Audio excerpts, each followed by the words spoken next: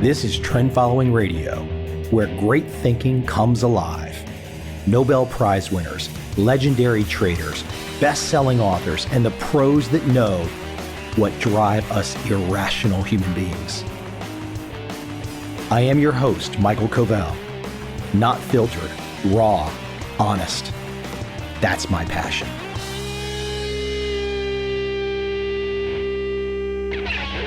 My guest today is Paul Tough. This is Paul's repeat appearance on the show.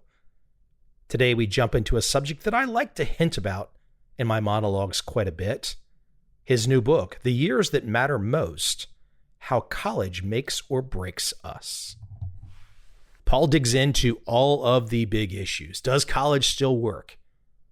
Is the system designed to just protect the privileged and leave everyone else behind? Or can a college education really provide opportunity to young Americans still seeking to improve their life? Paul has done a great job of pulling together the data, the stories, the insights, the narratives. Ultimately, though, it will be up to you, your friends, your family, your kids, your nieces, your nephews, anyone who has to make these big decisions about college. Paul is putting it all on the table. And to put it all on the table, he deserves a great round of applause, because this is a subject that we're not talking about enough. Education has become, for many kids, just a big debt. It's not the opportunity. Some kids, yes. Some kids, no. And that's Paul's point. He gets in there and gets into the nitty-gritty. I hope you enjoy this conversation with Paul Tough as we dig into the years that matter most, how college makes or breaks us.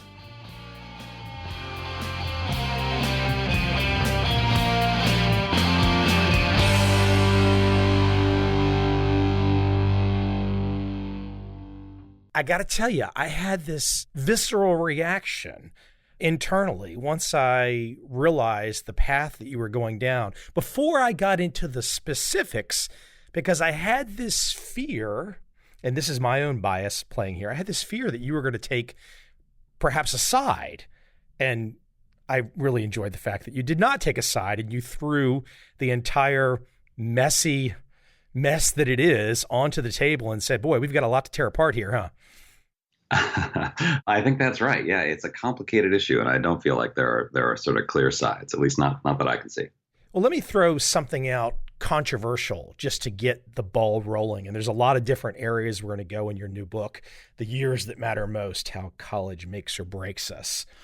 So 2 points that I want to add that right out of the gate, they're a little bit controversial, but from my perspective, very great food for thought when we're analyzing the college system. For one, I've really followed from afar, now that I have spent a lot of time living in Asia, I have followed from afar the lawsuits that have been brought against Ivy League institutions by Asian students, which I know those are ongoing. They raise some interesting issues. This is staying in the same headspace of the Ivy League.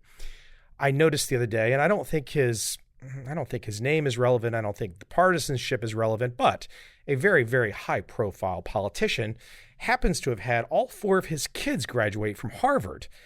And, I just kind of scratch my head. I say, okay, I didn't go to Harvard. I wasn't going to go to Harvard with my grades.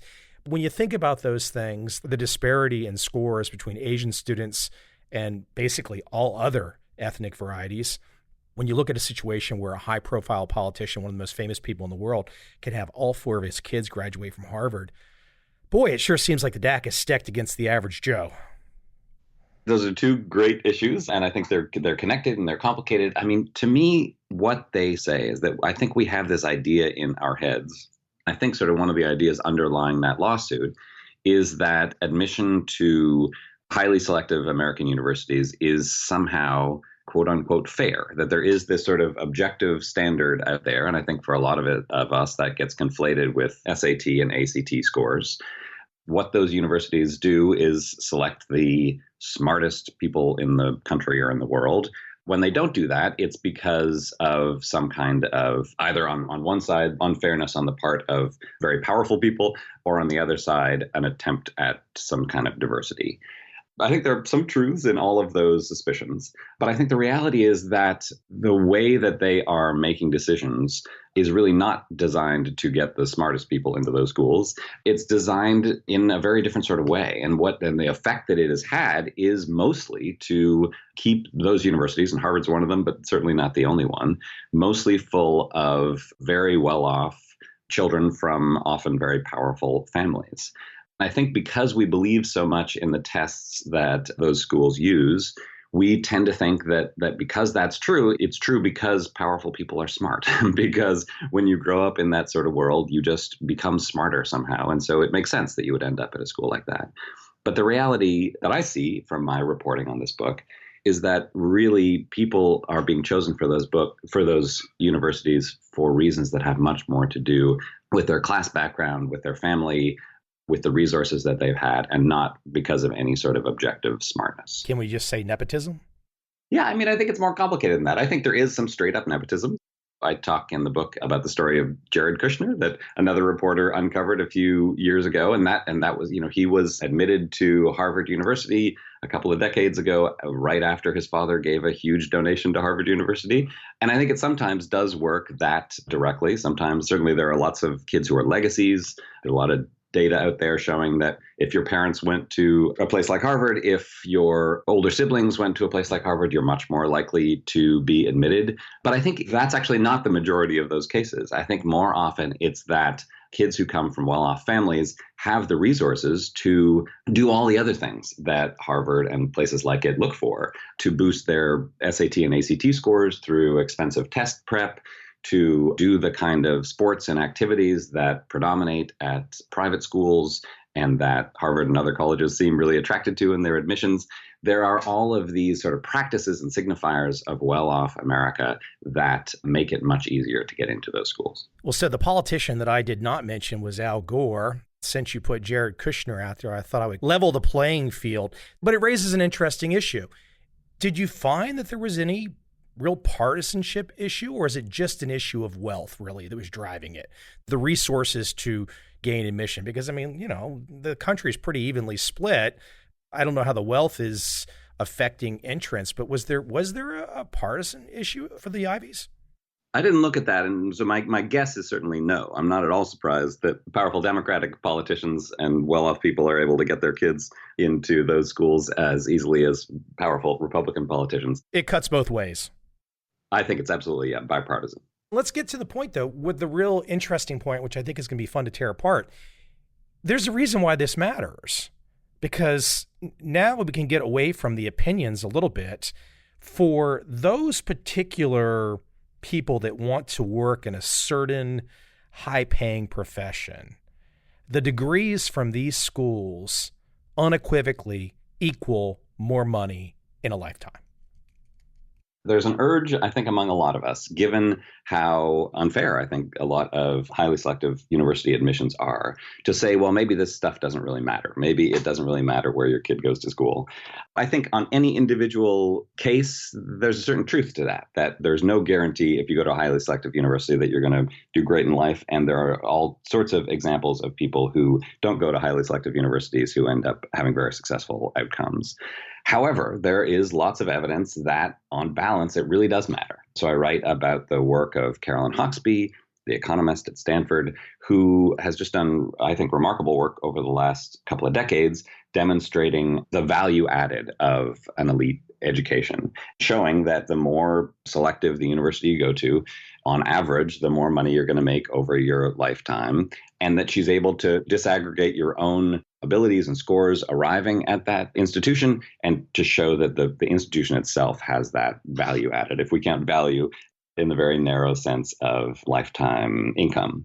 The other piece of research that I think really influences me in that direction is a book by a sociologist named Lauren Rivera at Northwestern that I write about also in The Years That Matter Most.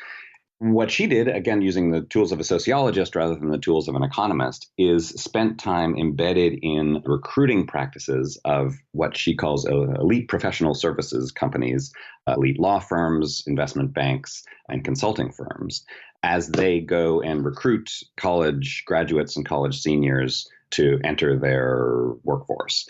These are highly desirable jobs, tons of young people applying for them. And what she finds is that the way that they select the people they hire mostly has to do with two things. One, which college you go to. There are a lot of them that literally only will hire from Harvard, Princeton, Yale, and Stanford. Once you get beyond that, it's about not sort of how well you did in college or how much you studied or even how smart you are. It mostly is about the kind of extracurriculars and especially sports that you did, not even in college, but in high school. And what she points out is that in many cases, those are signifiers of family wealth. If you played lacrosse and squash in high school, it's probably because you come from a well-off family and you went to a private school or a boarding school. When places, elite investment banks and consulting companies are making their choices based on what you played in high school, what they're really making their choices based on is who your parents were, what kind of family you came from. There are so many issues that unpack here. I have to ask, though, the genesis of when you started writing this. What year did you start writing this? When did you start putting this together? My book, How Children Succeed, came out in 2012, and I really started working on this in 2013.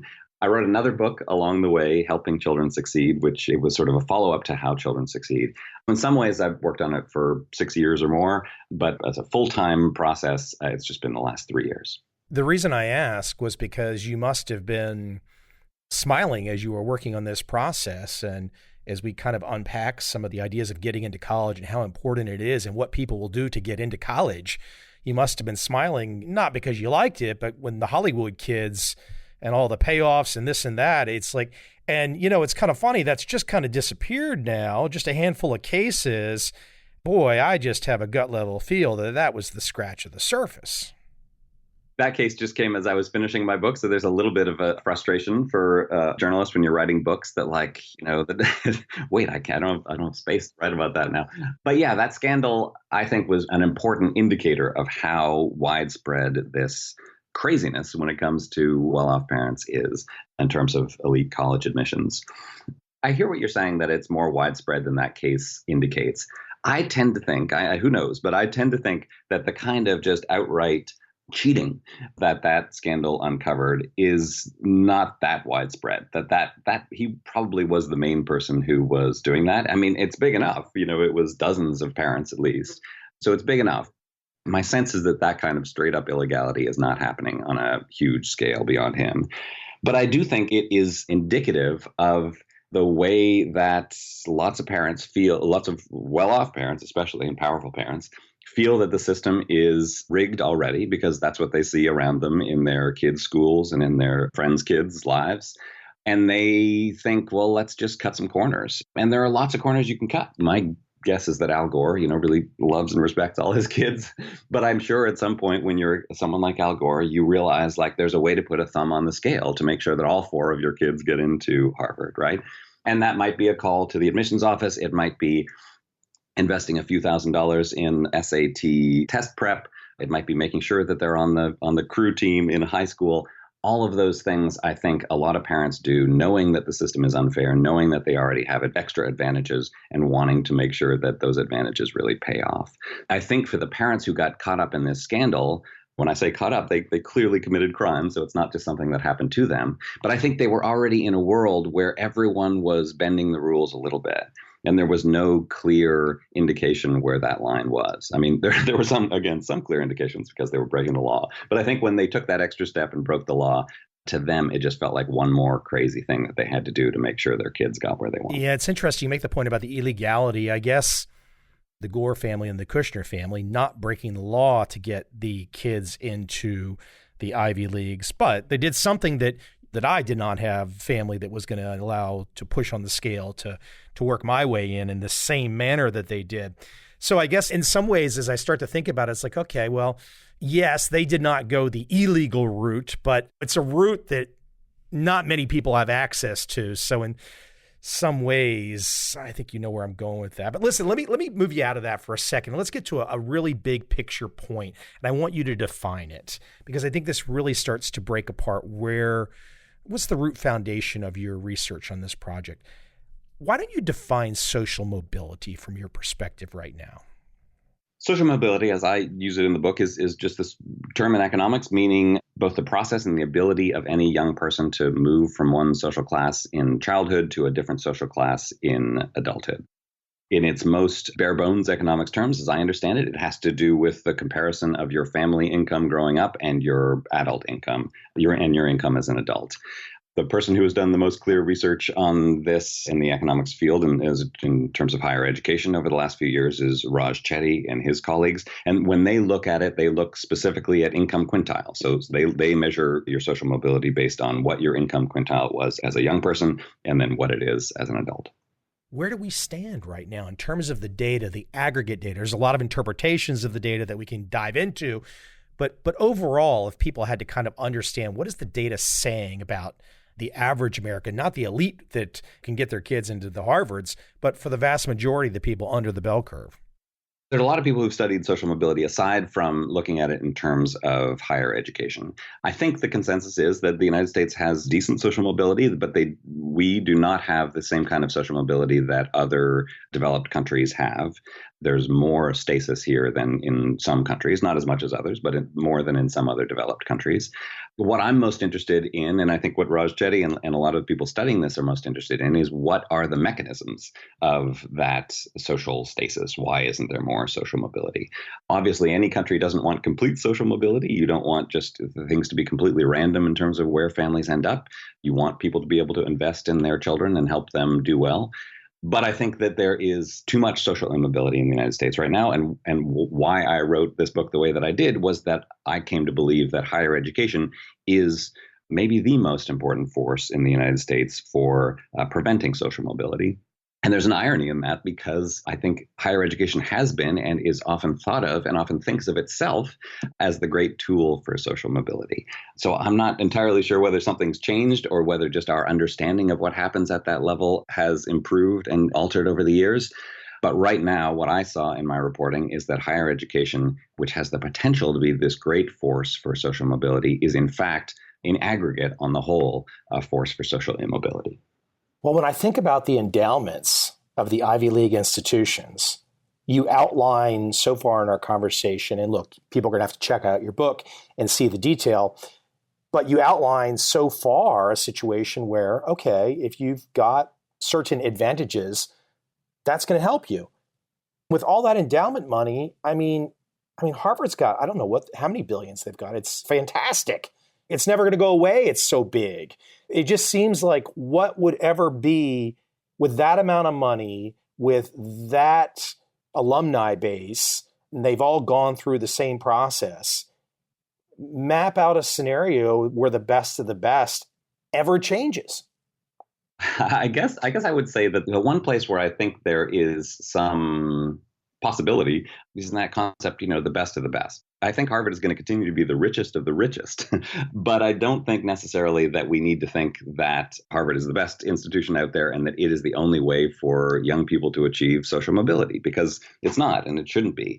One of the things that I've sort of wrestled with as a writer with this book is how much attention to put on those most selective, most well-endowed institutions and how much to think about the rest of higher education, because those institutions are super important in terms of how they produce leaders of tomorrow. They're also kind of fascinating because we're fascinated with what the rich do and the strange rituals and sometimes illegal acts that they take in order to help their kids progress through life.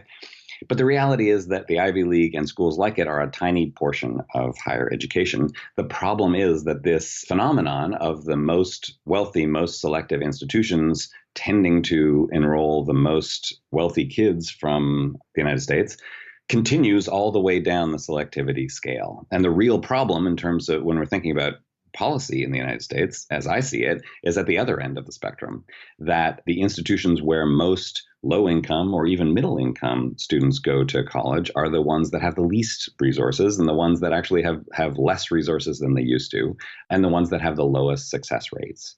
What's happening at Harvard and Princeton and institutions like it has a mirror image, a mirror effect on the other end of the selectivity scale, and that is where not just a few thousand kids each year are going, but millions. And that's where I think the real problems for American democracy lie. Let me map this out too. so many kids coming from, and there's a lot of granular detail in your work, but so many kids, let's say, coming from a less than economic advantage in their family, they're not wealthy. Perhaps they get the grades, they make their way to Harvard or one of the Ivies, whatnot.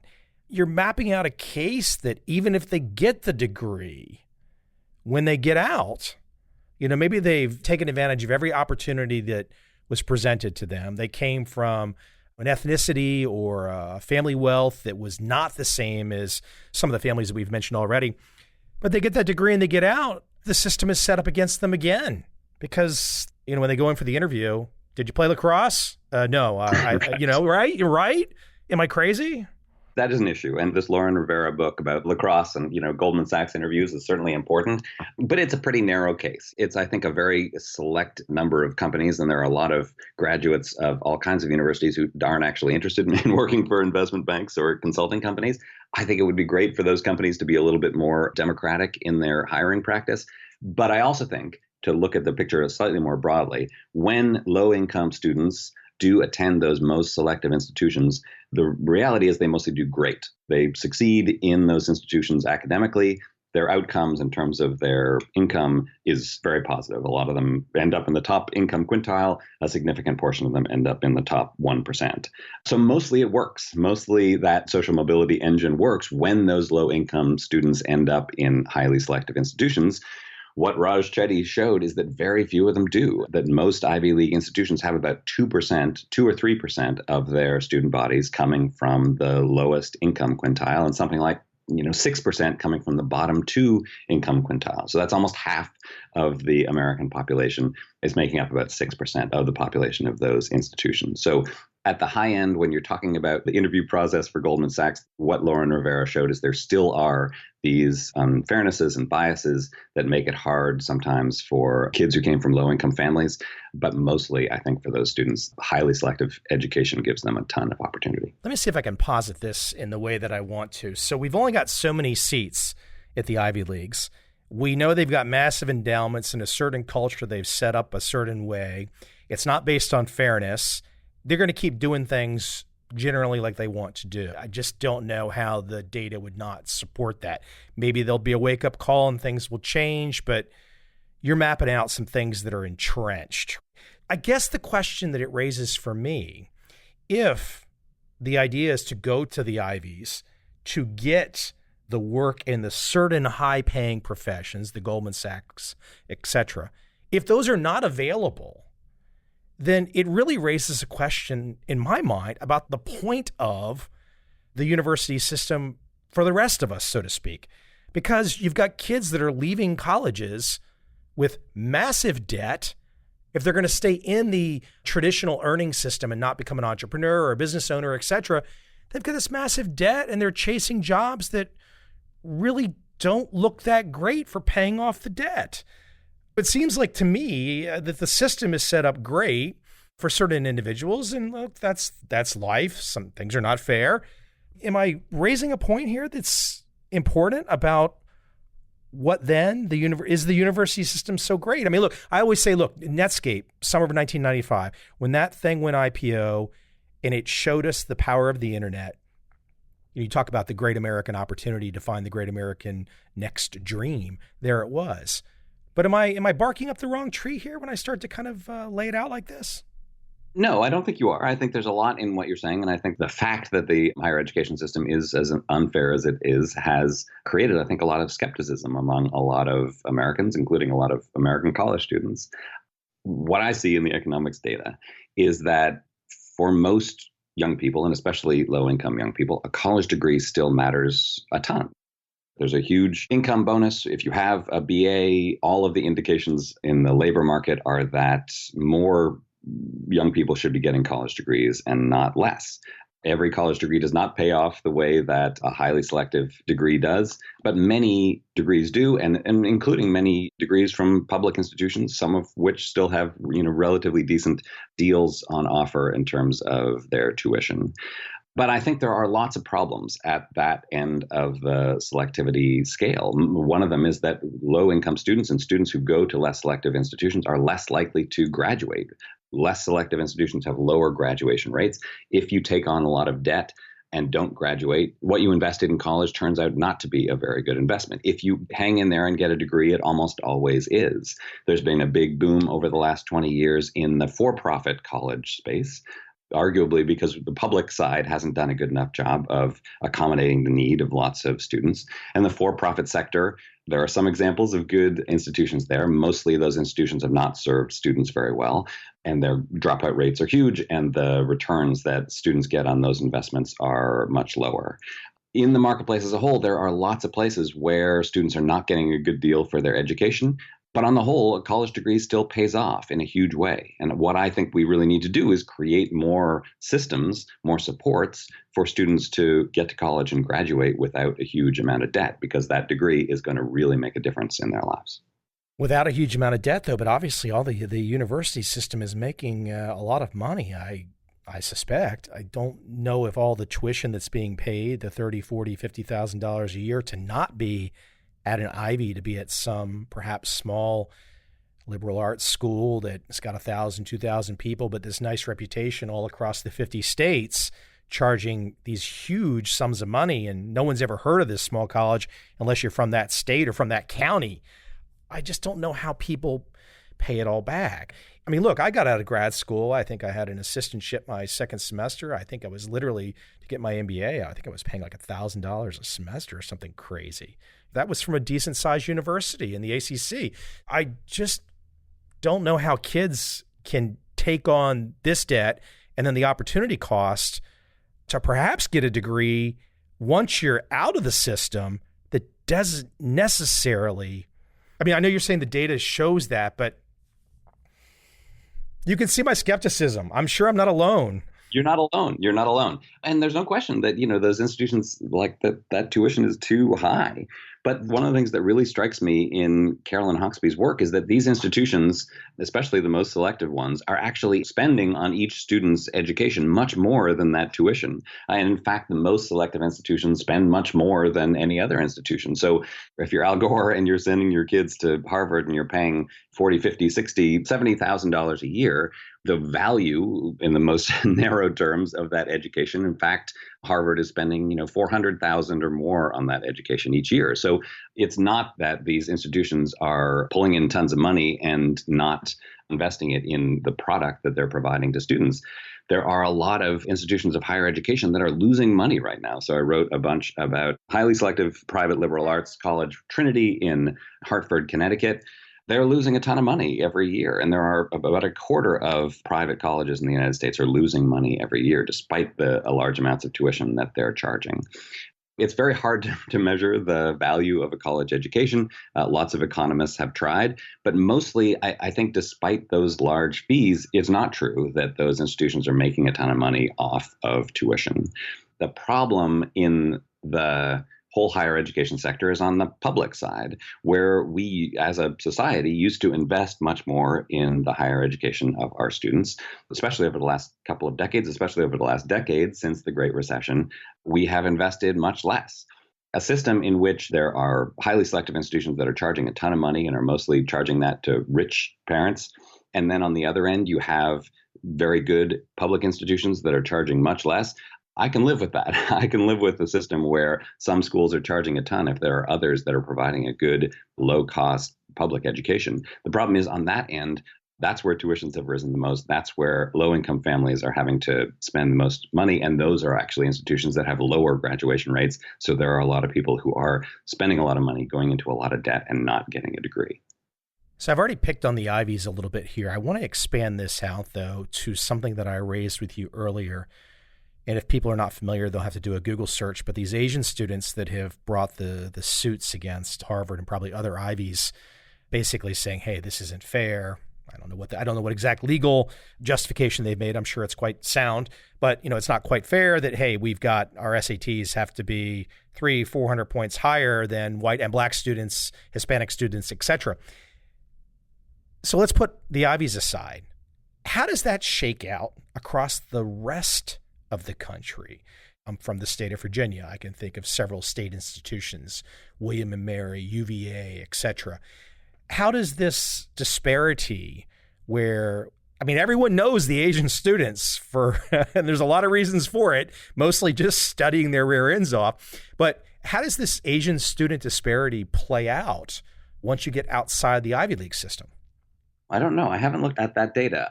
My guess is that at most selective institutions, Asian American students are overrepresented, and that overrepresentation is the highest at the most selective institutions.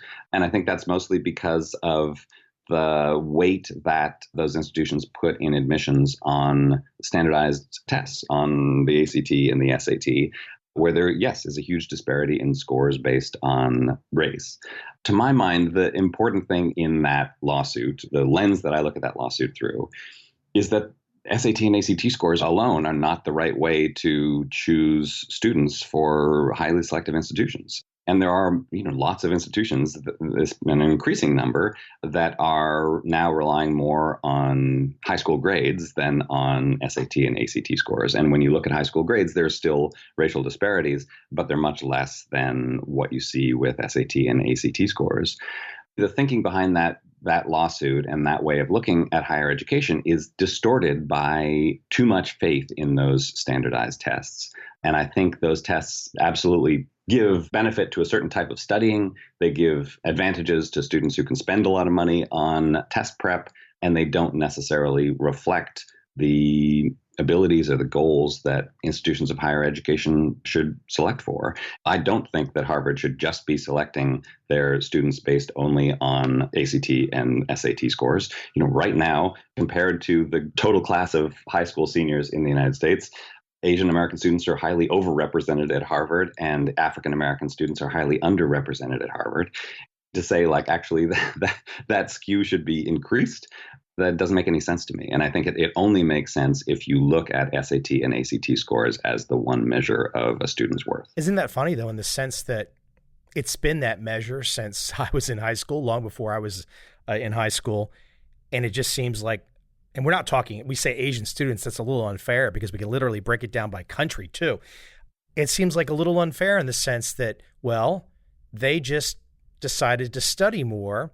And then all of a sudden, everyone in America woke up and said, oh my gosh, we have too many Asian students. We can't have this. We now must fix it. They only play by the rules, by the game that was set before they were involved in the system. And then they gamed the system by studying too hard. And now they changed the rules. That'd be the devil's advocate response to you saying, well, they're too overrepresented.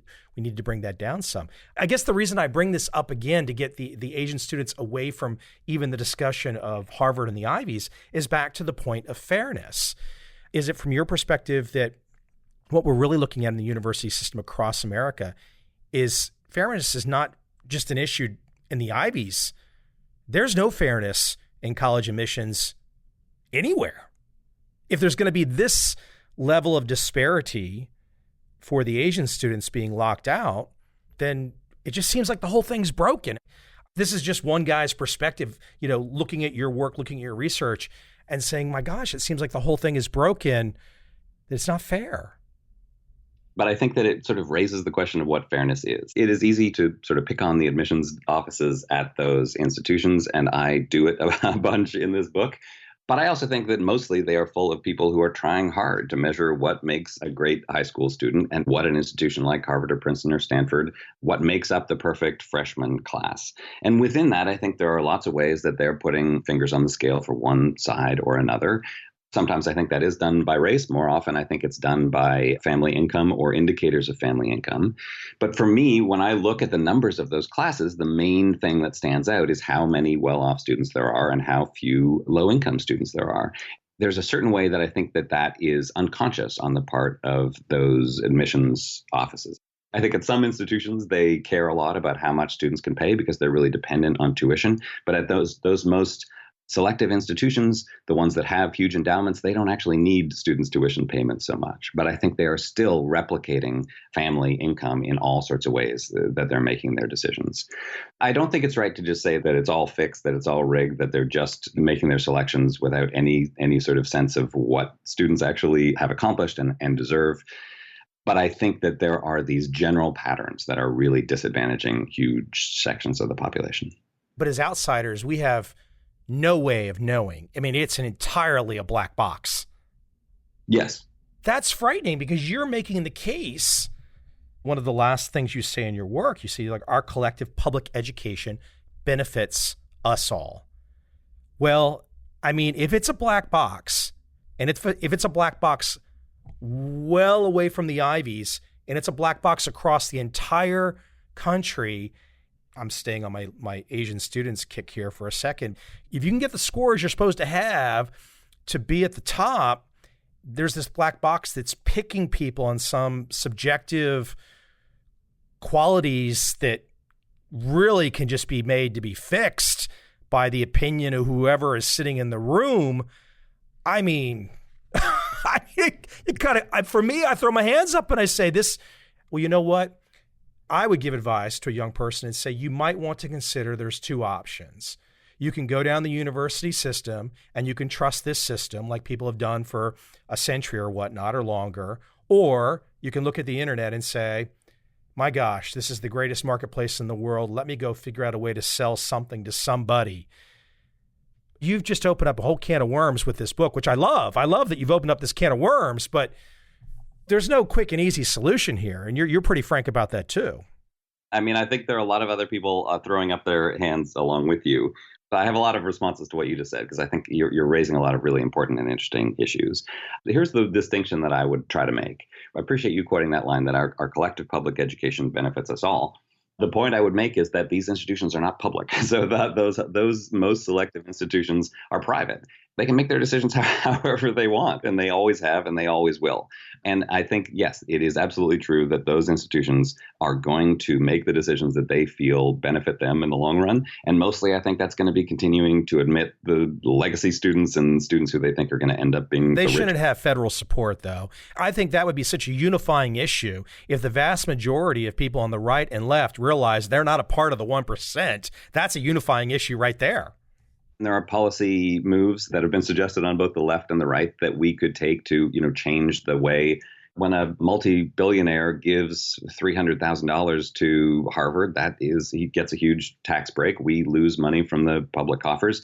And I think it makes a lot of sense to think about whether there are ways that the public can incentivize those institutions to make better decisions. Harvard doesn't need any more money. That endowment is off the hook. Yeah. But they're getting more than anyone else. So, if you're a super rich American, there's something in you that for some reason makes you want to give money to Harvard. And it's going to keep happening. And there are public policy levers that we could potentially pull. There are lots of elite institutions in the United States that are unfair, from like country clubs to like, Lexus dealerships. The problem is that like the thing that I think is so frustrating to us is that we do see that this thing, an Ivy League education that has become this luxury good, also does have a public impact. There is a way that for other students, it's not a luxury good. It is an element of social mobility. So I think there's something in that is in tension and is frustrating. And there are lots of ways that we can try to influence those institutions, both through public policy and just through, public pressure, trying to embarrass them, which is part of what I'm trying to do in this book. And I think that if they decided to be more democratic in their admissions, it would be a good thing. But I want to just put all that on the side because, again, it's a very tiny sliver of the higher education landscape. And I think there are lots of things that institutions can and sometimes do in terms of their admissions that, in my mind, create a fairer landscape. So the institution that I probably spent the most time at was the University of Texas in Austin, which is a flagship public institution, great university, highly selective, does a fantastic job, I think, of educating young Texans. Because of some legal and legislative decisions a couple of decades ago, Texas has this unique system where you are automatically, if you're a high school student in Texas, you are automatically admitted to UT Austin.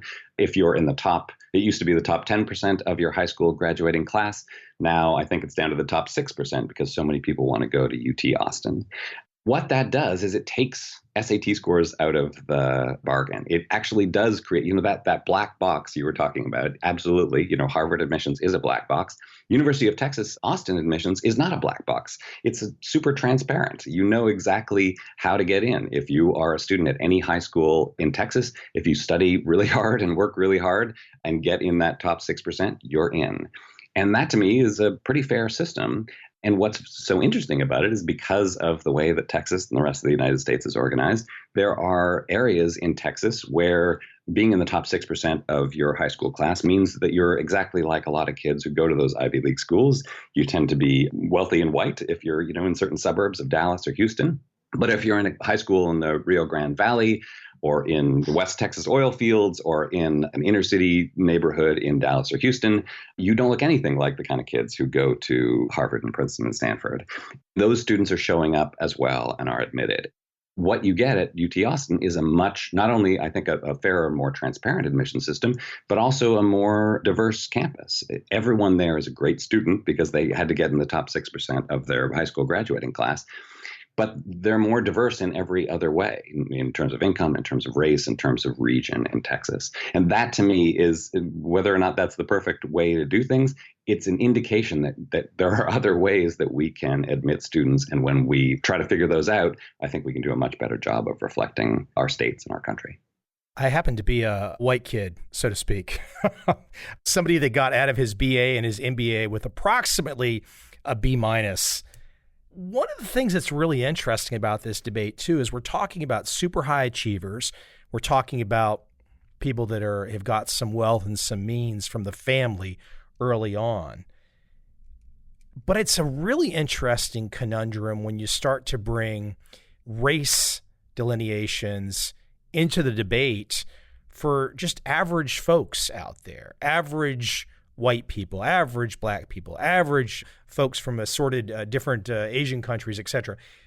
Because that raises a whole nother issue of fairness in grievance, because ultimately there's a certain number of slots for these classes, and there's always going to be kids left out, and there's always going to be kids that are left out in the great zero-sum game, and they're going to be left out looking in. I mean, UT is a great example of perhaps there's a way around this, but there's going to be a lot of kids that are left out looking in where they had better scores than kids that got in. That gets back to my overarching skepticism and concern about the university system in this conversation, which is just the lack of a level playing field. So once we get away from the high achievers and the high family wealth, just the average kid that didn't get in because there was some other factor beyond hard work and effort and intelligence that was guiding the decisions, that just the pure color of one's skin is guiding a decision, is going to leave people on the outside looking in going, wow, I really lost respect for the system. I don't like the system at all. And I think that's something that we don't think about perhaps as a country as well. I mean, I think there's a way that we think about that a lot in the country right now. I mean, this is not an era in which racial grievance is being swept under the rug. We're talking about it a whole lot. In fact, I said the other day, you can sum up American politics in two simple sentences. You're a racist. No, you are. Yes, I think that's fair. There are ways to look at Harvard's freshman class, just to stick with Harvard and keep picking on them for the time being. They've got a $38 billion endowment. We should keep picking on them. We get to pick on them. You can look at that freshman class and you can say that it discriminates against African-American students because African-American students are underrepresented. You can also look at it and say that it discriminates against Asian-American students because Asian-American students on average need a higher SAT score in order to be admitted. I feel like that is a conversation that we can go around and around about. When I look at higher education as a whole, I feel like the group that is most disadvantaged in higher education is low-income students. The fact that 6% of the students at those institutions come from the bottom two economic quintiles, basically the bottom half, that is a skew that goes way beyond any racial skews in those institutions. And you can't sort of argue it either way, like, oh, are the African-American students disadvantaged or are the Asian-American students disadvantaged? There's just no question the low-income students are disadvantaged and the high-income students are highly advantaged. To my mind, that is the lens that's more important to look at it through. I do feel like we are yelling about and arguing about race too much in this country right now. So I tend to look at it through the lens of income rather than the lens of race. Let me throw that at you for a second. Let's stay there at the low income for a second. I think one of the classic, and I'm generalizing here, but one of the classic situations you'll have with some of the Asian students is that mom and dad were running the Korean grocery shop, just working 24/7 to save money, to buy all these things for the child to get to the next level. I think we've not touched on it in this conversation yet, but I'm curious your view. The generational aspect is that when someone has that, let's pull myself up by the bootstraps mentality, let's work my rear end off, not because I'm going to get it this generation, but my kids are going to get it. My kids are going to get the benefit. I'm going to sacrifice my time, my life, because I don't have, I'm just speaking rhetorically, but I don't have the great advantage of, the going back generational wealth. So I'm going to work my butt off 24/7 so my kid can have the resources to study more, to perhaps get into the Stanford, et cetera. That would be my devil's advocate pushback some on the low-income students. Look, there's going to be some kids that just come from awful backgrounds. We know it. There's going to be. But there's going to be some part of that, though, where there's some families on the lower income are operating at different effort levels. And I think that does make a difference, and it should. So I'll say two things. I mean, one, I think absolutely families from lots of different races, low-income families are working incredibly hard to help their kids succeed.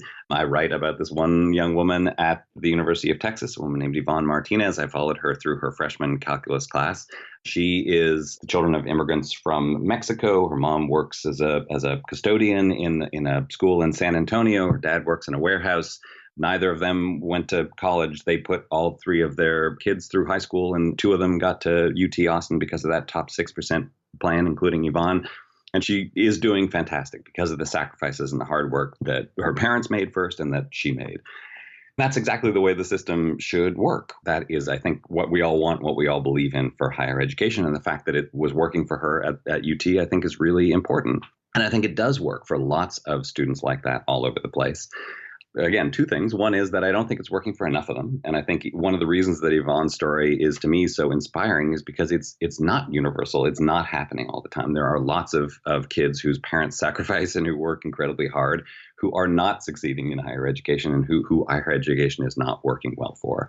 I think changing that's sort of what social mobility is that idea, not that everybody gets everything they want, but that hard work pays off. And I think hard work needs to pay off for more people, and especially more students who come from difficult backgrounds like Yvonne does. The second thing that I would say is that in addition to this, definitely that's true. We want there to be a way that sort of hard work pays off. We also have a whole other question that we need to solve in higher education, which is that every student is not at the top of their class. There are lots of kids who are not in the top 6% and might not even be in the top 50%. Who still need skills in order to succeed in the modern American economy. And that's part of what higher education needs to do, too. We need more students to be getting better educations in order to compete in the workforce. There's a whole chapter where I write about students who are more like that, who get out of high school and are really struggling to find their way both in higher education and in the workforce. It's a different kind of idea of social mobility for us. I think we do really value hard work, and we should really value hard work. And we do value kids like Yvonne, whose mom is a custodian and who's going to be graduating as a math major from an elite institution. Those stories are great. But we also need to change the system so that students who are not at the top of their class have a way of getting the skills that they need to succeed in the economy. And that is, I think, a role that we don't think about as much because the answers are not as clear as let's just take away some of Harvard's billions. But I think it's actually, that's where most American students are. That's where the economy is struggling the most. Those are the problems that I think higher education needs to address most centrally. I'll give my 2-second hack to dealing with higher education for students out there. Turn on YouTube. If you really want to learn, every last thing you could possibly want to learn is on YouTube, which gets back to my effort point. It is a very complicated scenario. You make a great point about that in your work. There is no one answer. You're basically, like you said, you're kind of hitting the alarm button and saying, hey, this is something we need to talk about. This is something we need to think about. And I'm trying to play devil's advocate too along the way too, but great stuff, Paul. I appreciate it.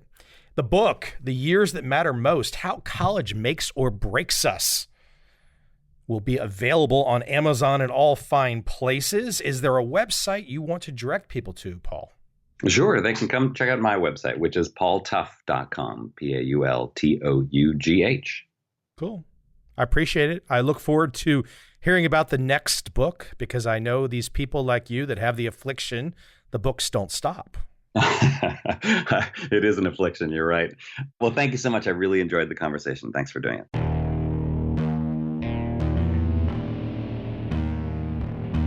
I see a time when those awake will understand how to make money in up, down, and surprise markets. Whether new trader or experienced, college student or financial advisor, protecting against a crash or just trying to make a lot of money, trend following offers everyone an answer in uncertain times. To get started immediately, send me an email, michael@covel.com. I will send you the right trend following steps to take along with my free video. But if you want to buy and hold, trust the government and trust Wall Street, this is absolutely not for you.